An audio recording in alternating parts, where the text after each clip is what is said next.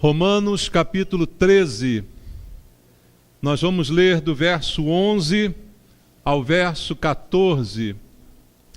Romanos capítulo 13, do verso 11 ao verso 14, o final do capítulo 13. Os irmãos acharam? A palavra de Deus diz: E digo isto a vós outros que conheceis o tempo, já é hora de vos despertardes do sono, porque a nossa salvação está agora mais perto do que quando no princípio cremos. Vai alta a noite e vem chegando o dia. Deixemos, pois, as obras das trevas e revistamo-nos das armas da luz. Andemos dignamente como em pleno dia, não em orgias e bebedices, não em impudicícias e dissoluções, não em contendas e ciúmes, mas revesti-vos do Senhor Jesus Cristo, e nada disponhais para a carne no tocante às suas concupiscências. Amém. Meu Deus, obrigado pela oportunidade de estarmos mais uma vez na Tua igreja, diante da Tua palavra. Isso é possível porque a Tua misericórdia já se renovou sobre nós esta manhã. E aqui estamos querendo ouvir do Senhor uma palavra de transformação para a nossa vida. Querendo apenas ouvir, mas não apenas ouvir e não praticar, mas praticar aquilo que queremos, aquilo que vamos ouvir essa manhã, baseado na Tua palavra, Pai. Que essa prática seja constante na nossa vida. Fala o nosso coração, meu Deus, para que ouçamos a Tua voz e sejamos transformados. Eu entrego a minha vida ao Senhor e peço a unção do Teu Espírito, a capacitação para que eu possa pregar a Tua palavra no poder do Espírito Santo, para que barreiras sejam quebradas e o Teu povo possa ouvir a Tua voz nesse lugar. É o que eu te peço em nome de Jesus. Amém. Graças a Deus. Podem sentar. Amados, o apóstolo Paulo aqui na carta aos Romanos, nesse trecho do capítulo 13, ele faz primeiro uma afirmação. Ele diz no versículo 11, e digo isto a vós outros que conheceis o tempo. Ele está dizendo à igreja que a igreja conhece o tempo. E aí eu pergunto para nós, igreja, conhecemos o tempo em que estamos vivendo? Essa afirmação de Paulo é verdadeira para nós? Será que a igreja de hoje, a igreja que somos nós agora, Paulo poderia afirmar assim com tanta convicção que nós conhecemos o tempo em que estamos vivendo, as dificuldades que o mundo tem passado, o contexto no qual a igreja está inserida? Então, uma reflexão começa aqui para saber se realmente nós estamos atentos ao tempo ou se estamos vivendo como se tivéssemos todo o tempo do mundo. Não é como se o tempo não nos afetasse de maneira alguma. Conhecemos de fato este tempo? É a pergunta que Paulo aqui deixa no ar para cada um de nós. E nos tempos atuais, mais até do que no tempo que Paulo escreveu esta palavra à igreja em Roma, nós temos visto sinais de tempos. Nós temos visto muitos sinais se cumprindo ao nosso redor. Ou seja, era para nós hoje estarmos muito mais conhecedores do tempo do que naquela época, em que os sinais não eram tão abundantes nem tão evidentes. E como Paulo considera que a igreja conhece o tempo, olha o que ele continua dizendo no versículo 11. Já é hora de vos despertardes do sono, porque a nossa salvação está agora mais perto do que quando no princípio cremos. A conclusão de Paulo é bem simples. Já que nós conhecemos o tempo, temos visto os sinais, temos percebido o tempo e o contexto em que estamos vivendo, então ele chega à conclusão. Já é hora então da gente despertar do sono. Se você sabe que está vivendo num tempo de dificuldade, se você sabe que está vivendo num tempo de perigo, é incoerente você continuar dormindo com tudo isso acontecendo à sua volta.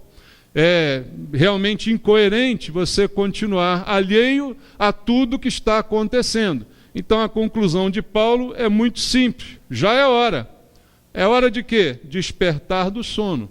Porque a salvação de vocês está agora muito mais perto do que quando vocês creram no princípio. Ora, Paulo disse isso há 2000 anos atrás, irmãos. E agora, está mais perto ou está mais longe? O que você acha? No tempo atual, está mais perto ou está mais longe? Mais perto ainda. Então o sono ainda é mais inadmissível hoje. Se naquela época Paulo diz para aquela igreja não dormir, o que ele diria para nós hoje, irmãos? Já é hora, ou melhor, já passou da hora da gente despertar do sono. Não é hora de dormir, mas é hora de vigiar.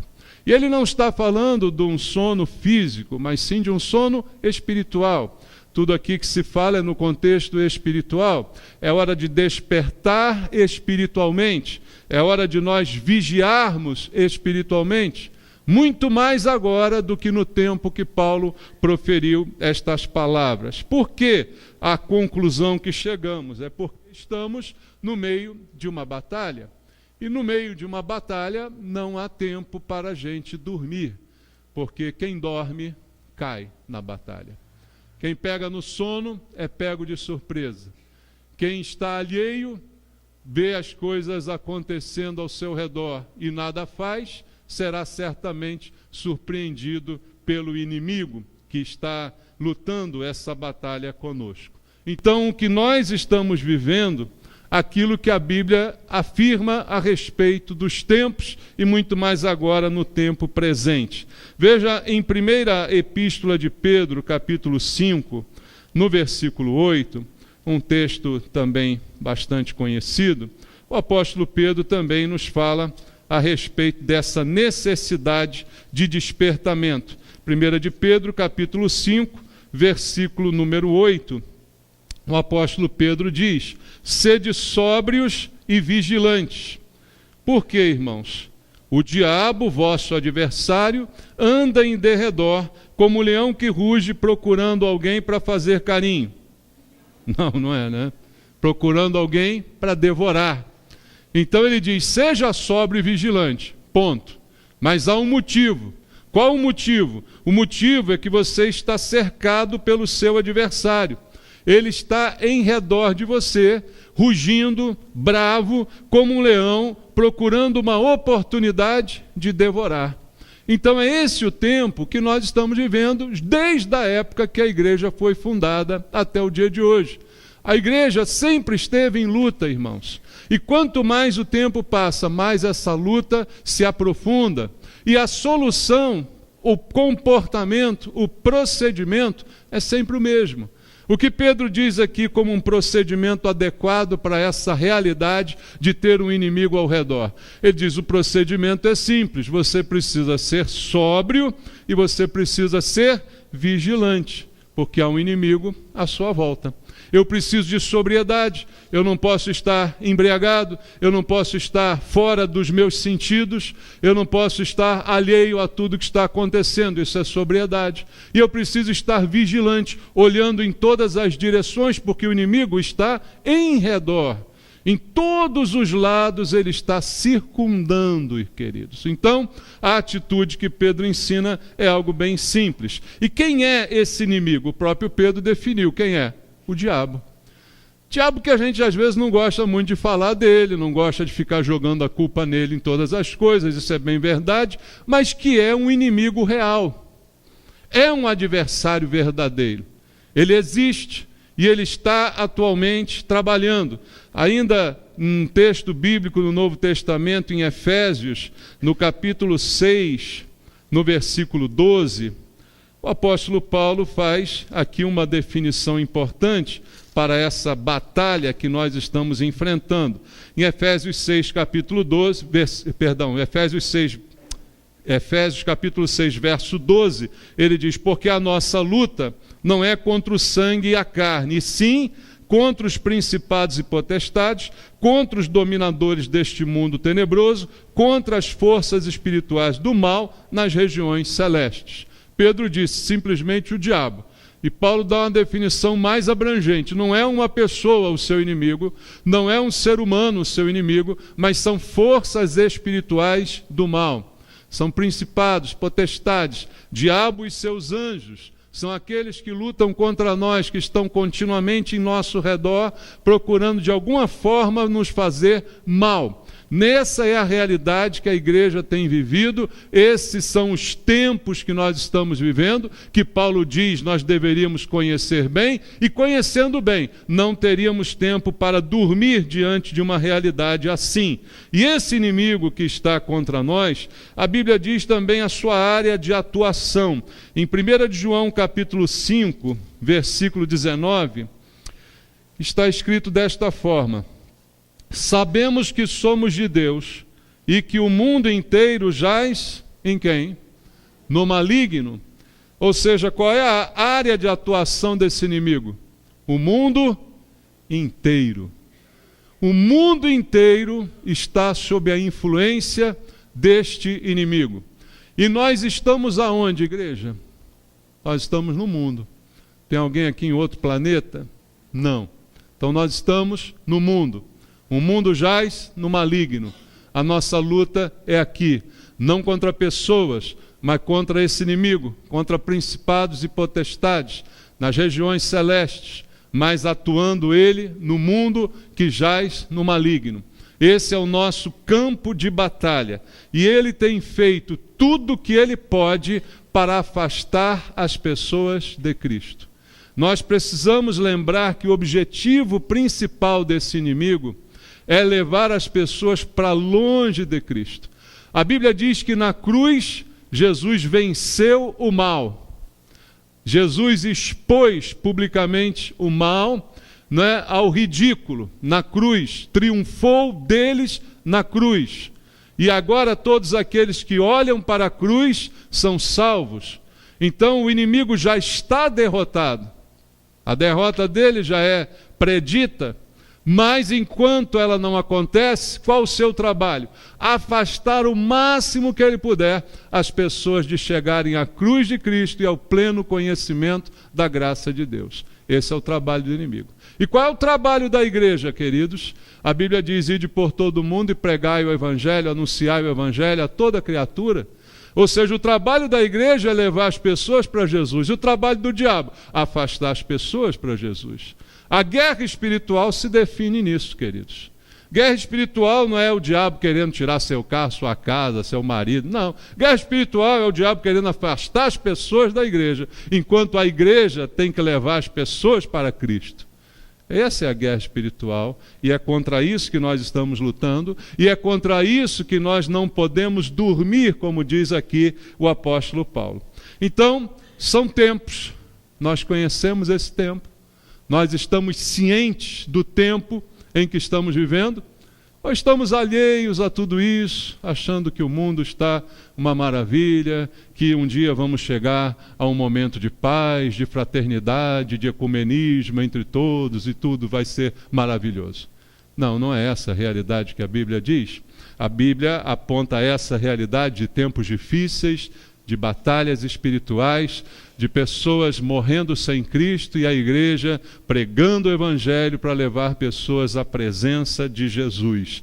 Mas, apesar de serem horas difíceis, tempos difíceis, diz a Bíblia que também são tempos de oportunidade, irmãos. A batalha é constante desde que a igreja foi fundada. Paulo disse isso há 2000 anos atrás. Nós estamos repetindo isso agora 2000 anos depois, porque a batalha é a mesma. É difícil? É difícil. A igreja no passado passou até muito mais dificuldades do que nós passamos hoje, pelo menos aqui no Brasil. Então nós não temos aqui uma perseguição tão descarada, não é, como a igreja já enfrentou no passado. Mas são tempos de dificuldade, porque o evangelho tem sido deturpado pelo próprio diabo, que não quer que as pessoas conheçam a verdade. E nós somos os portadores da verdade, os que propagam a verdade. Então é um tempo de dificuldade, mas ao mesmo tempo a Bíblia diz que é um tempo de oportunidade. Quando Jesus falou disso com seus discípulos em João, no capítulo 4, no Evangelho segundo João, capítulo 4, versículo número 35, ele está dizendo aos seus discípulos que a hora é boa. Ele diz: não dizeis vós que ainda há 4 meses até a ceifa? Eu, porém, vos digo, erguei os olhos e vede os campos, pois já branquejam para a ceifa. Ele diz: a ceifa é agora. Essa é a hora, essa é a oportunidade, mesmo no meio de toda a dificuldade, de pregarmos o Evangelho e do Evangelho alcançar pessoas. Veja, não somos nós que alcançamos pessoas. Não é o nosso testemunho ou a nossa palavra. O que alcança as pessoas é o poder do Evangelho. O que nós fazemos é pregar o Evangelho. Nenhum de nós está aqui para falar de si mesmo. Um testemunho pessoal é bom e tem valor, mas não é isso que convence as pessoas. O que convence as pessoas é o Evangelho sendo anunciado. E é isso que Jesus nos chamou para fazer. E fazendo isso, ele diz: a oportunidade sempre haverá. Levante os olhos e veja, o tempo é agora. Os campos estão brancos para a ceifa, já estão prontinhos para serem ceifados. Veja outra coisa que a Bíblia diz em Amós, no livro do profeta Amós, no capítulo número 8, no versículo número 11, ela diz assim: eis que vem dias na frente, diz o Senhor Deus, em que enviarei fome sobre a terra, não de pão, nem sede de água, mas de ouvir as palavras do Senhor. Há uma fome no mundo atual e essa palavra também se cumpre nos nossos dias. Embora não seja esta fome confessada, dificilmente uma pessoa vai chegar para você e vai dizer: eu queria tanto ouvir o Evangelho, prega para mim. Pode acontecer, mas é muito difícil, né? Mas há intimamente uma fome colocada pelo próprio Deus de ouvirem a palavra do Senhor, uma fome e uma sede, não confessada, não declarada, uma necessidade do homem vazio que nós temos visto nos nossos tempos. Pessoas vazias completamente, cheias talvez de muitas coisas, mas vazias interiormente. Há nelas uma fome e uma sede colocadas por Deus de ouvirem a palavra do Senhor. E quem vai pregar essa palavra? A igreja. Quem vai matar a fome e a sede dessa gente? A igreja. Jesus disse: se você crer em mim, do seu interior fluirão rios de água viva. E você então vai espalhar essa água para matar a sede desses que estão sedentos. Então veja, apesar de toda a dificuldade que esse tempo nos proporciona, nós também vemos que é um tempo de oportunidade, porque há sede nas pessoas. Elas não confessam, mas elas têm um vazio dentro de si que precisa e só pode ser preenchido pelo Evangelho. E também há uma oportunidade, porque a Bíblia diz em Romanos capítulo 5, veja esse texto de Paulo por um outro aspecto. Romanos capítulo 5, versículo 20, diz assim: sobreveio a lei para que avultasse a ofensa, mas onde abundou o pecado, superabundou a graça. Paulo se refere a isso dizendo: quanto mais pecado a pessoa teve, quando ela chega à salvação, mais abundante é sobre ela esta graça. Mas olhando também para o contexto que vemos de tanto pecado nos cercando, e essa sede colocada no coração de todos, e a igreja com a missão de matar essa sede, também podemos entender esse texto por um outro aspecto. Há abundância de pecado, mas a graça de Deus ainda é mais abundante para salvar o pecador.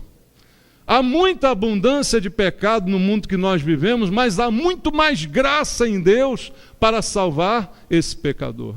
Porque foi assim também que Deus fez com cada um de nós. Então, qual é o tempo que nós estamos vivendo, queridos? Conheceis o tempo, como disse Paulo. O tempo é o tempo de pregar a palavra de Deus.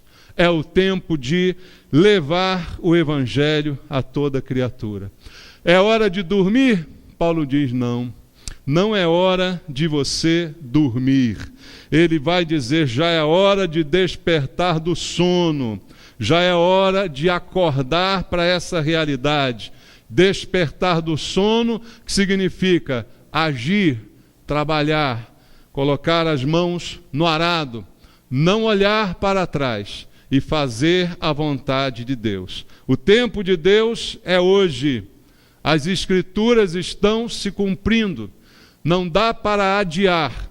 Tanto o pecador não pode mais adiar a salvação. Há muita gente protelando a sua decisão. Um dia eu gosto de Jesus, um dia eu me entrego para Ele. Eu já ouvi vários apelos, um dia eu vou e me entrego a Cristo. Não há mais tempo para protelar, mas também a igreja não tem mais tempo para deixar para depois a pregação que tem que ser hoje. Um dia eu vou evangelizar aquela pessoa, um dia eu vou falar de Jesus para ela. Não tem mais tempo, é o que diz a Bíblia. O tempo é agora, a hora é hoje. O evangelho tem que ser pregado hoje, porque o tempo está se cumprindo. Em João capítulo 9, no versículo número 4, a Bíblia diz: é necessário que façamos as obras daquele que me enviou enquanto é dia. A noite vem quando ninguém pode trabalhar. A noite vem. Veja só o que está escrito, a noite está chegando e de noite não dá para fazer esse trabalho, porque nós somos do dia, então nós trabalhamos no dia, nós trabalhamos na luz e esse trabalho precisa ser feito agora. Da mesma forma que o pecador não pode mais adiar, a igreja também não pode mais adiar a pregação, porque o tempo se aproxima cada dia mais. Como disse na quinta-feira, em breve Jesus virá. Nós cremos nisso, nós agimos como quem crê nisso, nós nos comportamos como quem acredita nisso, e a ordem do Senhor para nós é clara. Em João capítulo 17, falando aos seus discípulos, Jesus diz no versículo 18, João 17, 18, assim como tu me enviaste ao mundo, também eu os enviei ao mundo. Jesus nos enviou ao mundo, porque o mundo jaz no maligno. Nós fomos enviados ao mundo para levar o mundo à presença de Deus. É isso que a Bíblia diz. Em João capítulo 20, mais adiante um pouquinho, no versículo número 21, disse-lhes, pois, Jesus outra vez, Pai seja convosco. Assim como o Pai me enviou, eu também vos envio. Então Deus já nos enviou. A ordem do Senhor já foi dada. Nós já fomos enviados, então agora temos que agir. A chamada de Paulo é para a ação. Ele diz, você conhece o tempo, você sabe muito bem o tempo que você está vivendo, então não é mais hora de dormir, é hora de acordar, é hora de agir, é hora de fazer alguma coisa, porque o chamado você já teve. Porque a ordem você já recebeu, agora é hora de cumprir. Então eu não fui chamado para ver, eu fui chamado para fazer. A pergunta, irmão, será que a igreja tem essa consciência? Eu fico vendo o evangelho que se prega hoje em dia para muitas e muitas igrejas, não são todas, é claro, mas o evangelho que se prega e o que as pessoas esperam ouvir quando vêm à igreja, olha, Deus vai fazer uma obra na sua vida, olha, Deus tem isso para fazer por você, olha, vai dar tudo certo, olha, você vai conseguir. Nunca se fala do que a igreja tem que fazer, só se fala do que Deus vai fazer. Deus vai fazer coisa nenhuma, irmão. Deus já fez, ora bolas. Já te salvou um miserável igual a você e a mim? Tem que fazer mais alguma coisa por mim, irmão? Fez o que ninguém podia fazer, me salvou? Trapo de lixo igual a gente? Vai dar casa, vai dar carro, vai nada, vai trabalhar, pô. Trabalha e compra. Agora Deus vai me dar isso, vai me dar. Agora é hora de você trabalhar, meu amado. Agora é hora de você fazer. E não de ficar vendo. Deus não chamou ninguém para ver a obra. Observadores de obra. Fiscais de obra. Deus chamou a gente para ficar fiscalizando obra, irmão. Deus chamou a gente para fazer a obra. Realizar é a chamada. Botar a mão na massa. Acorda, você que dorme. Acorda e faz o que precisa ser feito. Nós não fomos chamados para ver, nós fomos chamados para fazer. E o que Paulo diz que nós devemos fazer? Volta lá no texto inicial e lê o verso 12 junto comigo. Vai alta a noite, vem chegando o dia. Deixemos, pois, as obras das trevas e revistamo-nos das armas da luz. Paulo faz aqui uma analogia dizendo que nós não podemos ter trevas porque nós somos da luz. Exatamente como Jesus falou, mas dito de outra maneira.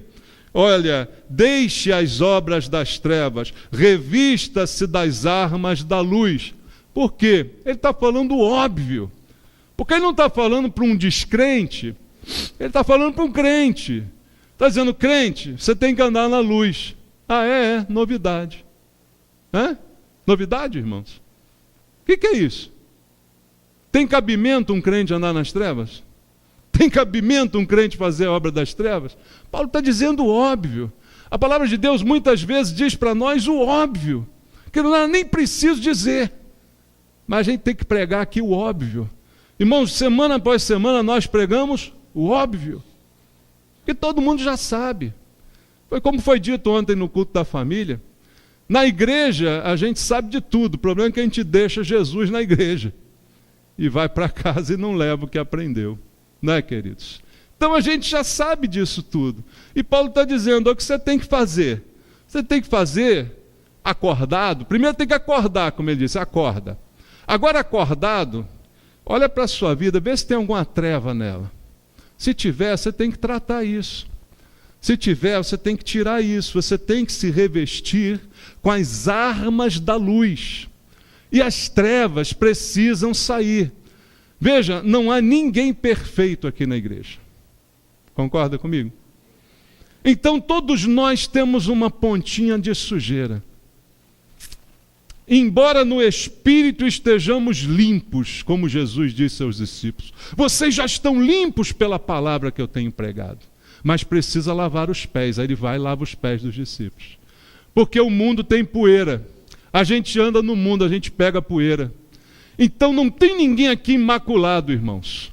Tem alguém imaculado aqui? Não, não tem. A gente tem umas sujeirinhas, mas eu não posso cegar-me para elas. O que Paulo está dizendo, eu preciso observá-las, eu preciso notá-las e retirá-las da minha vida, constantemente. Eu não preciso me batizar de novo, como Jesus falou. Você não precisa, você já está limpo, mas os pés tem que lavar. Os pés eu tenho que lavar todo dia. Já passou uma semana sem lavar teus pés? Já? Já experimentou? Ninguém aguenta, né? Tem gente que lava todo dia, a gente já não aguenta, imagina quando... É verdade? Então, queridos, isso é diário. O que Paulo está dizendo? Lava, tira, procura, vê se tem alguma treva aí, e tira, e se revista com a luz, se revista com as armas da luz. E que armas da luz são essas? O próprio Paulo diz lá em Efésios, a gente começou a ler o texto e parou no verso 12. Vamos lá ver depois do verso 12, Efésios capítulo 6. Ele vai aqui fazer a descrição da armadura. A armadura que eu uso para lutar essa guerra espiritual, a partir do versículo 13. Portanto, tomai toda a armadura de Deus para que possais resistir no dia mau, e depois de terdes vencido tudo, permanecer inabaláveis. Estais, pois, firmes, cingindo-vos com a verdade, vestindo-vos da couraça da justiça, calçai os pés com a preparação do evangelho da paz, embrançando sempre o escudo da fé, com o qual podereis apagar todos os dardos inflamados amados, do maligno. Tomai também o capacete da salvação, a espada do Espírito, que é a palavra de Deus, com toda oração e súplica, orando em todo o tempo no Espírito, para isto vigiando com toda perseverança e súplica por todos os santos. Percebe que na armadura tem um monte de detalhes aqui, mas se concentra aqui no evangelho pregado e na oração pelos santos. A armadura é para fazer a guerra. E qual é a guerra da gente, irmãos? Eu já disse para você qual é a guerra da igreja: levar pessoas a Cristo, orar uns pelos outros para que nenhum de nós se enfraqueça e continuar pregando o evangelho. E qual é a guerra do diabo em oposição a isso? A guerra do diabo em oposição a isso é levar as pessoas para longe de Cristo, distrair as pessoas com orgias, com bebedice, com tudo que você pode imaginar, como ele tem feito. Então essa é a guerra espiritual. Nós nos vestimos para pregar o evangelho, porque pregar o evangelho é uma luta, irmãos. Quando você faz isso, o inimigo tenta te atingir. Por isso você tem que estar bem vestido, bem preparado, com essa armadura. A armadura é para isso. A gente às vezes pensa que guerra espiritual é para eu conseguir o que eu quero. Guerra espiritual é porque o diabo está impedindo a minha bênção.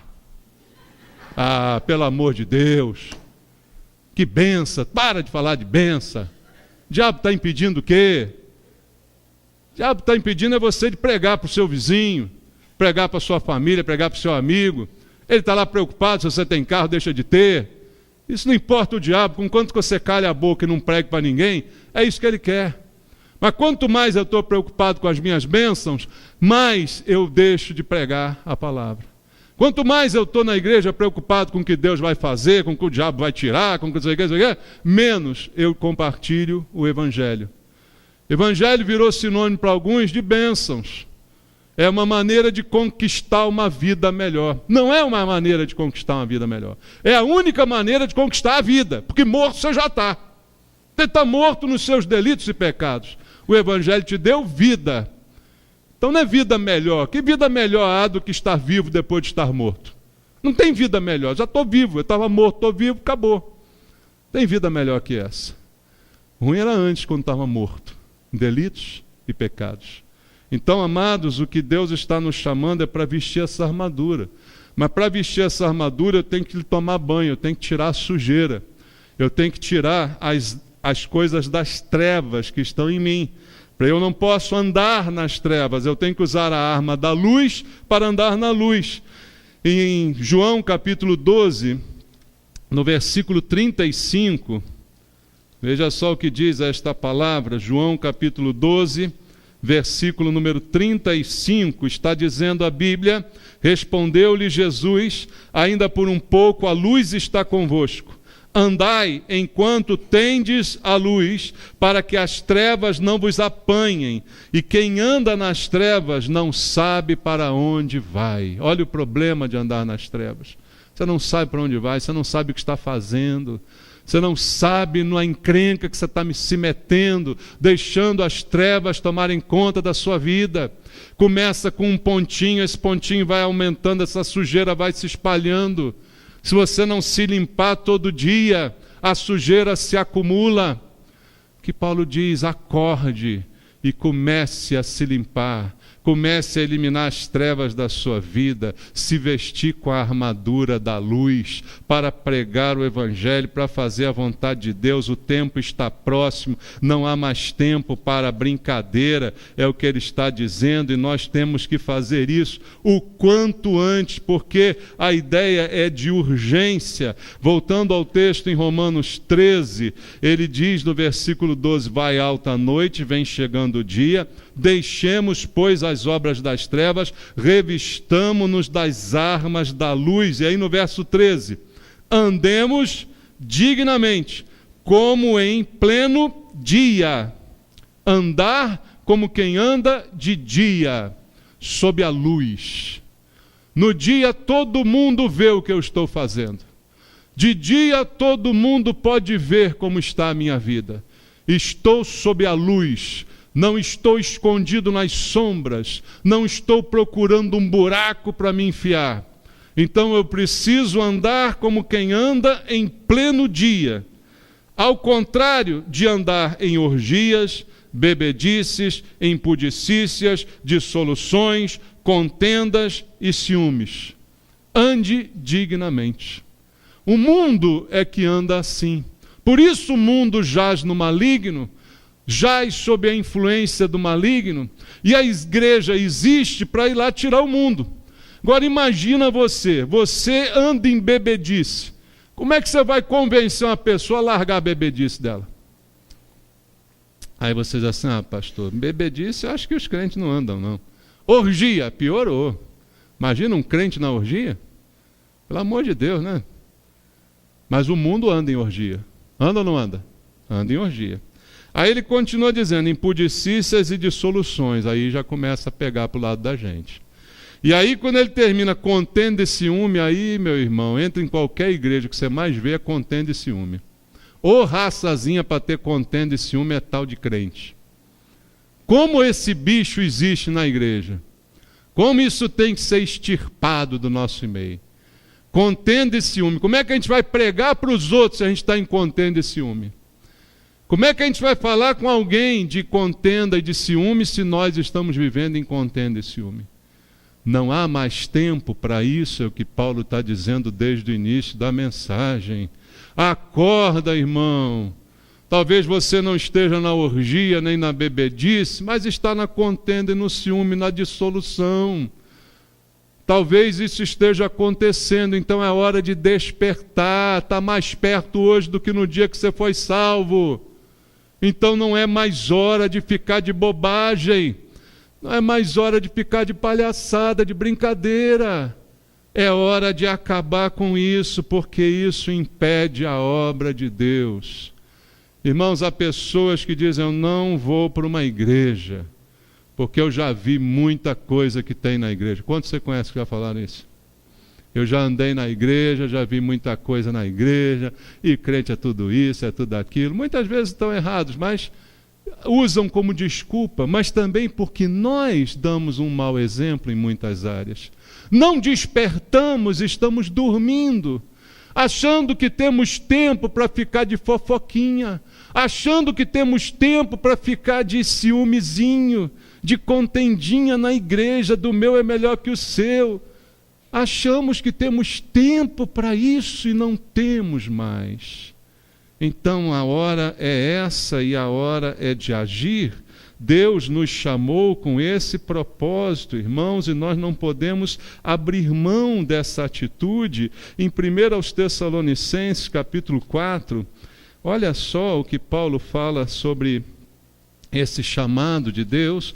1 Tessalonicenses, capítulo 4, verso 9, ele diz, no tocante ao amor fraternal, não há necessidade de que eu vos escreva, porquanto vós mesmos estáis por Deus instruídos que deveis amar-vos uns aos outros. Paulo diz assim, eu não vou nem mais falar de amor com vocês. Não precisa ainda, irmão. Num tempo desse, a gente ficar falando que você tem que amar seu irmão, você tem que parar de fofocar dele, você tem que parar de implicar, você tem que parar de competir com seu irmão. Vocês são todos irmãos, vocês vão morar no céu juntos. Está na época ainda de ter que falar isso, irmão? Paulo já estava cheio disso. Ele diz, não precisa mais escrever disso, vocês já sabem. Vocês já estão instruídos por Deus. Vocês devem amar uns aos outros.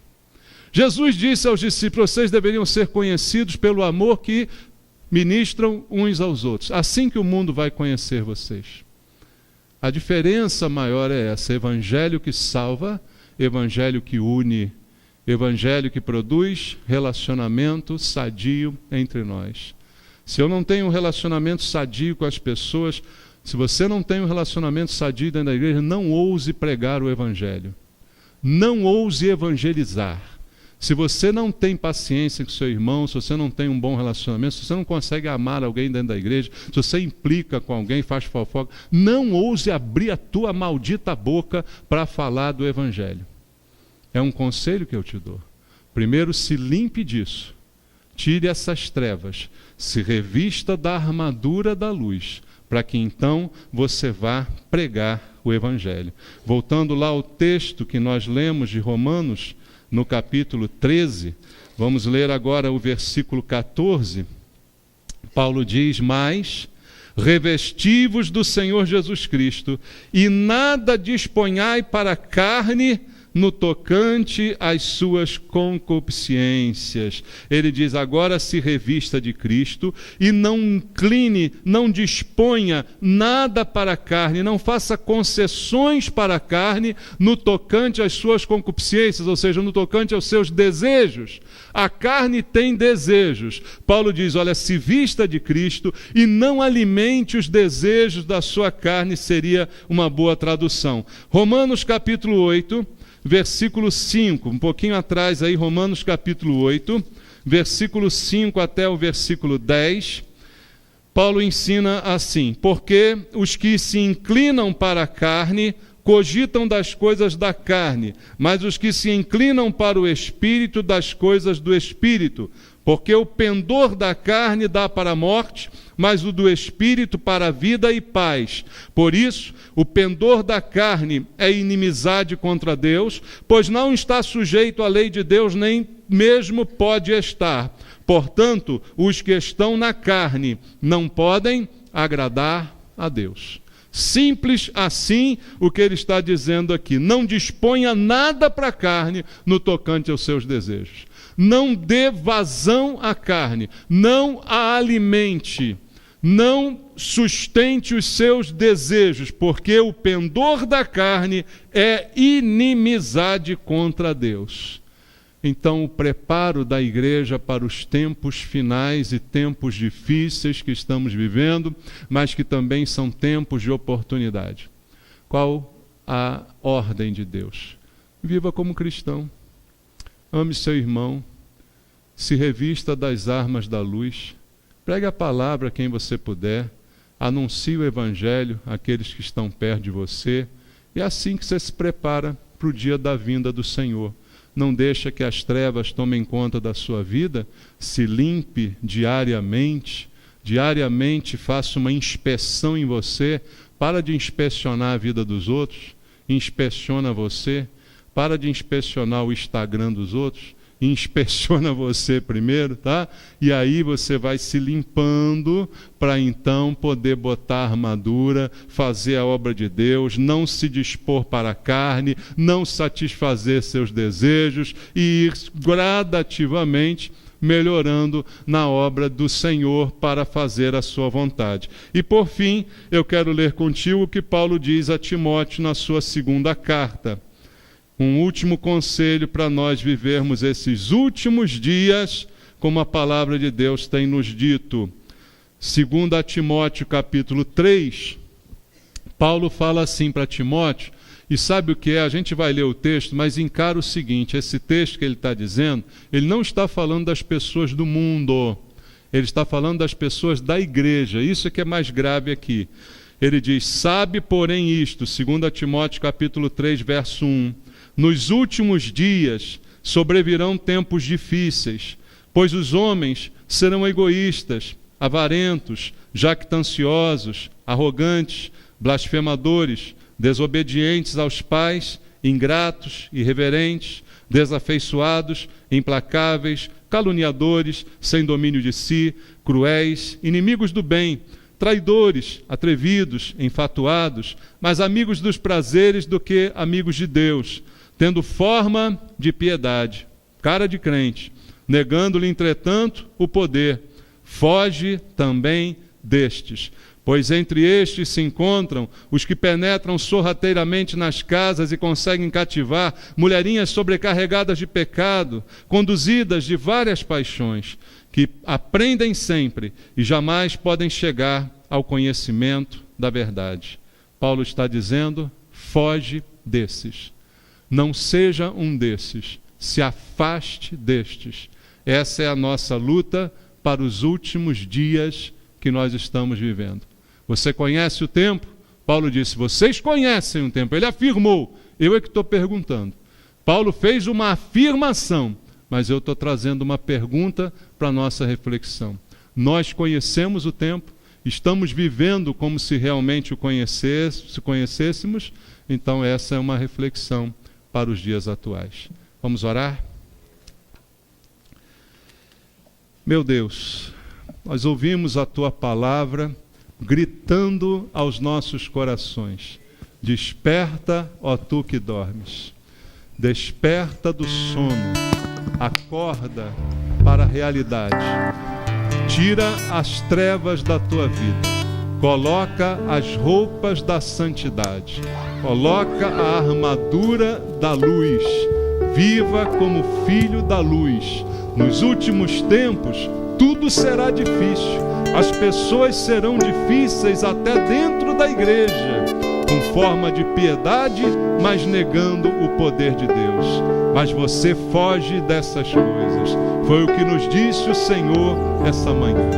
Senhor meu Deus, ajuda-nos, Deus, com esse discernimento, a acordar enquanto é tempo, a despertar a nossa vida espiritual, Senhor. Mexe conosco essa manhã, meu Deus. Sacode-nos, acorda-nos, Senhor. Abre os nossos olhos, ó Deus, para que possamos ver a Tua palavra, ver a Tua glória, entender o Teu chamado e o Teu propósito para cada um de nós. Levanta uma igreja desperta aqui nesse lugar, eu te peço, meu Deus, abençoando os meus irmãos, as famílias da Tua casa e orando junto com elas, em nome de Jesus. Amém.